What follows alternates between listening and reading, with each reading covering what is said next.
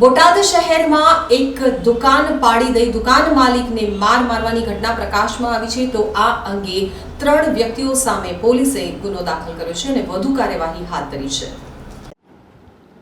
બોટાદ શહેરના પાળિયાદ રોડ ઉપર રહેતા દર્શન વિજયભાઈ પાટડિયા કે જેઓ બોટાદના ટાવર રોડ ઉપર રમણ સ્ટુડિયો નામની દુકાન ધરાવે છે। દર્શન પાટડિયાના પિતાએ 65 વર્ષ પહેલા આ દુકાન ભાડાથી રાખી હતી અને આ દુકાનમાં રમણ સ્ટુડિયો ચલાવે છે।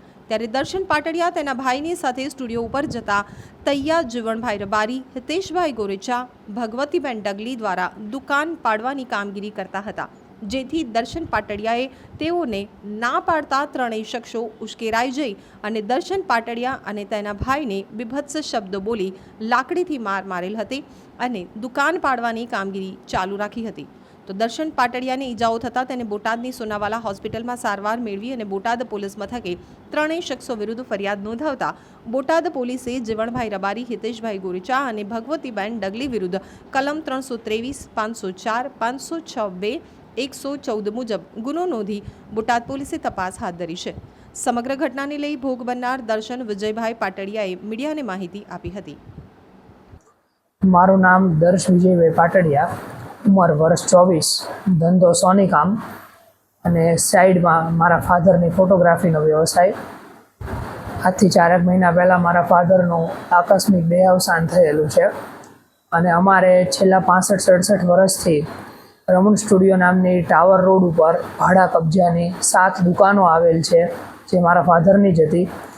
આ દુકાનો ઉપર અમારો કાયદેસરનો કબજો છે, પણ છેલ્લા લગભગ 3 મહિનાથી જીવણ રબારી નામનો એક શખ્સ હિતેશભાઈ જગજીવનભાઈ ગોરેચા અને ભગવતીબેન ન્યાલચંદભાઈ ડગલી આ બંનેના ઈશારે અમારી પાસે વારંવાર આવતો અને મને કહેતો કે આ દુકાનો ખાલી કરી નાખજે, નહીંતર જોવા જેવી થશે, હું જીવન ડોન છું, જે મિલકત ઉપર હાથ મૂકું એ બધી મિલકત હું મારી અને અહીંયાથી વયું જવું છે કે પછી માર ખાઈને જવું છે અને હત્યા સુધીની ધમકીઓ આપેલી, છતાં અમે એને મચક ન આપતા અને અમારી ભાડા કબજાની દુકાનો ઉપર ધંધો શરૂ રાખતા એણે અમને હેરાન કરેલ, જેના અનુલક્ષમાં પછી અમે કોર્ટમાં એના વિરુદ્ધની એક અરજી આપેલ, જેનો દાવો અત્યારે અમારે પેન્ડિંગ છે।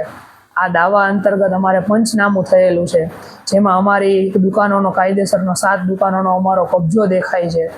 તેમ છતાં આ જીવન રબારી નામના શખ્સે ગઈ તારીખ 17/5/2024 ને રાત્રે 10:30 વાગ્યાની આસપાસ જ્યારે હું મારે ઘરેથી જમી અને આંટો મારવા માટે નીકળો ત્યારે ત્યાં મને પેલા હથોડાના ઘણ અને ડ્રિલર મશીનના અવાજો સંભળાતા હું ત્યાં ઉપર દુકાનોમાં જોવા ગયો તો મને અટકાવ્યો જીવણ અને એના સાગરી, તો એને કીધું કે અહીંયાથી વયો જાય નહીંતર જોવા જેવી થશે એમ કહી અને મને મારવાનો પ્રયાસ કર્યો અને મને બંને હાથ ઉપર, બંને પગ ઉપર અને પીઠ ઉપર દંડા માર્યા, જેનાથી મને લોહી પણ નીકળ્યું અને મૂઢમારી વાગ્યો।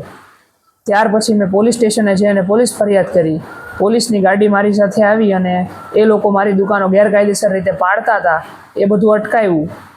ત્યાર પછી પોલીસ જતી રહી। પોલીસ ગયા પછી હું મારી દુકાનોમાં શું છે એ જોવા માટે ગયો, કેટલું પાડ્યું છે, તો ફરી વખત લાકડીઓ લઈને મારી આડા ઊભા રહી ગયા અને કીધું કે તું અહીંયાથી જઈ તો જો, અમે જોઈ લઈએ। ફરીથી મેં પોલીસ બોલાવી અને પોલીસે મને કીધું કે અમે અહીંયા ઊભા છીએ, તમે તમારી દુકાનોમાં જોઈ આવો। હું મારી દુકાનોમાં જોવા ગયો તો મારી દુકાનોની ઉપરનો સ્લેબ એણે પાડી દીધેલો છે। આ નરી ગુંડાગીરી અને ગુંડારાજ બોટાદમાં ચાલે છે અને આ જીવન રબારી નામનો શખ્સ કોના પીઠબળ ઉપર આ કૂદકા મારે છે સમજાતું નથી અને આ વસ્તુની અંદર મને મૂળ બોટાદનો અત્યારે સુરત રહેતો એક બહુ નામચીન બહુ મોટો બિલ્ડર અને બહુ મોટો ગુંડો કે જે અત્યારે બોટાદમાં જીવદયાને લગતી એક સંસ્થાનો વડો અને પ્રમુખ બની બેઠો છે, એની ઉપર પૂરેપૂરી આશંકા છે કે આ એના ઈશારે થાય છે અને એના ઈશારે જ આ બધું કરે છે। જો આવા તત્વોને પોલીસ અને ન્યાયતંત્ર અટકાવશે નહીં તો સામાન્ય માણસનું જીવવું હરામ થઈ જશે। આ તો શિક્ષિત લોકો છીએ તો પોલીસ સુધી કે કોર્ટ સુધી પહોંચીએ છીએ, બાકી આવા કેટલાય લોકોને બળજબરી, ધાક ધમકી, ગુંડાગીરી કરીને એમની કાયદેસરની મિલકતો ખાલી કરાવી નાખી હશે એ તો ભગવાન જાણે।